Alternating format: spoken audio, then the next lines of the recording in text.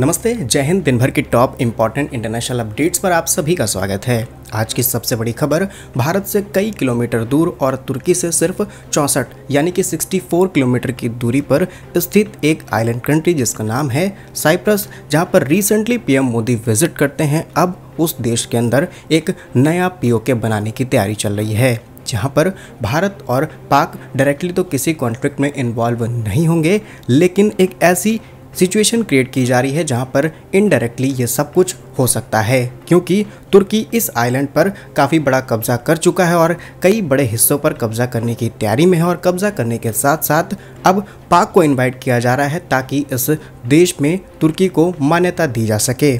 अब ऐसा इसलिए है क्योंकि recently PM Modi Cyprus visit करते हैं। साइप्रस विजिट करने के साथ बहुत सारी इंपॉर्टेंट एग्रीमेंट्स, बहुत सारी इंपॉर्टेंट डील साइन की जाती हैं, लेकिन इसी के साथ एक और फैसला लिया जाता है कि अब भारत हथियारों की सप्लाई इस देश को करेगा। स्पेशली ये देश अपने खतरों से निपटने के लिए हथियार खरीद रहा है, लेकिन हथियार खरीदने के साथ साथ उन देशों से हथियार खरीदे जाएंगे जो कि अच्छी क्वालिटी के कम प्राइस पर हथियार बनाएंगे। और भारत इस मामले में अभी बहुत ज़्यादा एडवांस हो चुका है और भारत की स्ट्रैटेजी भी काम आ जाएगी, क्योंकि हम यहाँ से डायरेक्टली तुर्की को काउंटर कर सकते हैं। तो भारत से कई किलोमीटर दूर स्थित साइप्रस के अंदर जो कुछ होने वाला है, इसका डायरेक्ट असर भारत की डिप्लोमेसी, भारत की फॉरेन पॉलिसी के अंदर देखने को मिलेगा, जहाँ पर बहुत मेजर चेंजेस तो देखने को नहीं मिलेंगे, लेकिन जो कुछ होने वाला है, जो कुछ चल रहा है भारत, पाक, तुर्की, साइप्रस के बीच, जानते हैं सब कुछ आज के इस वीडियो में। यदि आपको हमारा काम क्वालिटी रिसर्च पसंद आए तो वीडियो को लाइक और चैनल को सब्सक्राइब जरूर कीजिएगा। तो जैसा कि आप जानते होंगे, जब भारत की तरफ से पाक के खिलाफ ऑपरेशन सिंदूर लॉन्च किया जाता है, तब तुर्की खुल करके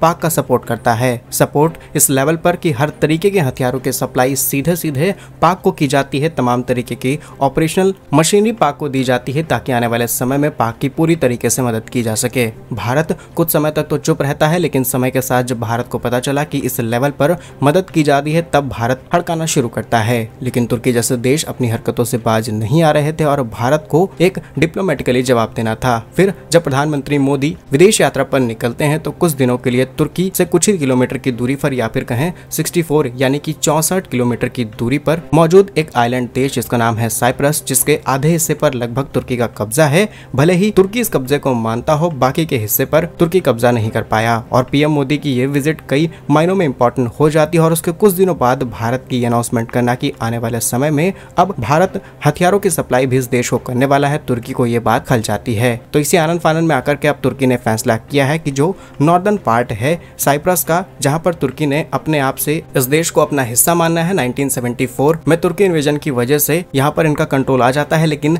1983 की बात है, तब तुर्की ये बात डिक्लेयर करता है कि Turkish Republic of Northern Cyprus अब ये इनका हिस्सा है। और उसके बाद से ही विवाद लगातार बढ़ता चला जा रहा है। दोनों देशों में किसी भी तरीके का कम्युनिकेशन नहीं है, लेकिन जब तुर्की ये रिकॉग्निशन ग्लोबल लेवल पर जाकर के देता है तो दुनिया का कोई भी देश तुर्की का सपोर्ट नहीं करता। लेकिन अब यही बात तुर्की को खल रही है और प्रधानमंत्री मोदी का वहां जाना, एंड नाउ तुर्की ने कहा है कि पाक आप यहां पर आएं, आपके लिए हम यहां पर तमाम तरीके की हथियारों की फैसिलिटी सेटअप करेंगे, बहुत सारी एक्सरसाइज की जाएंगी और अब आपको यहां पर आकर के मान्यता देनी होगी। और इसलिए वीडियो की शुरुआत में हमने आपको बताया कि यहाँ पर पीओके जैसी स्थिति बन सकती है और एक तरीके का आप पीओके कह सकते हैं, जहां पर जिस देश का हिस्सा है, जिस देश की जमीन है, उसका कोई कंट्रोल नहीं है, लेकिन इसके बावजूद भी तुर्की जैसे देश जबरदस्ती इस लोकेशन पर कब्जा करके बैठे हुए हैं। अब इस चीज को लेकर के कैसे बात आगे बढ़ेगी ये तो क्लियर नहीं किया जा सकता, लेकिन ये बात पूरी तरीके से क्लियर है कि पाक जैसे देश जो कि दुनिया भर से भीख मांगते रहते हैं, वो कैसे मान्यता देते हैं और इन जैसे देशों के द्वारा दी गई मान्यता को कैसे ग्लोबल लेवल पर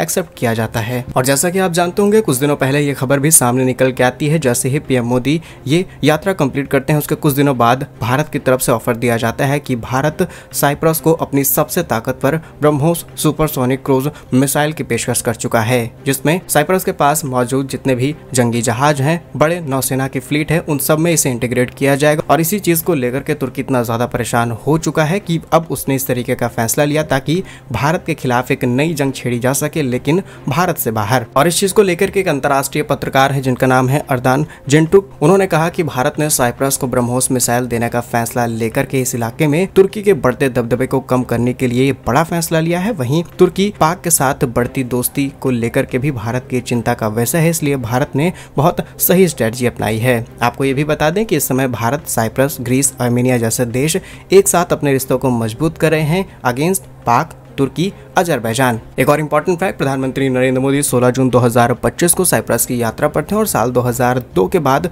पहला कोई भारतीय प्रधानमंत्री था जिसने साइप्रस का दौरा किया। बाकी इस विषय पर आपकी जो भी राय है कमेंट्स में जरूर लिखिएगा। भारत के ऐसे ही वीडियोस आप तक पहुंचते रहे। वीडियो को लाइक, चैनल को सब्सक्राइब जरूर कीजिए। वंदे मातरम, भारत माता की जय।